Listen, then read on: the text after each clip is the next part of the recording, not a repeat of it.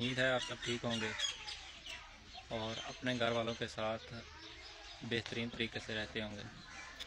आज मैं आपको कुरान पाक का तर्जुमा सिखाऊंगा जिसको आप सुनकर आपकी रूह कांप उठेगी कि अल्लाह ताला का कलाम हमसे क्या बता रहा है। कल्ला इज़ा बलगति तराक़ी वक़ील मन राक़ वज़न्न अन्नहु अल-फ़िराक़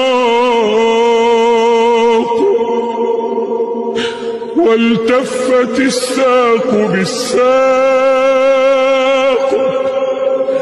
إلى ربك يومئذ المساق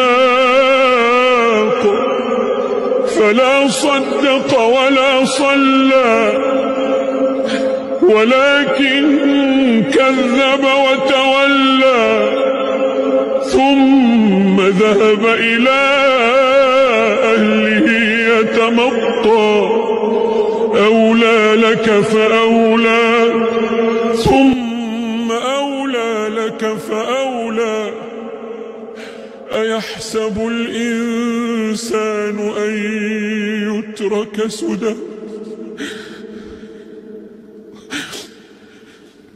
أيحسب الإنسان أن يترك سدى. بسم الله الرحمن الرحيم. إنا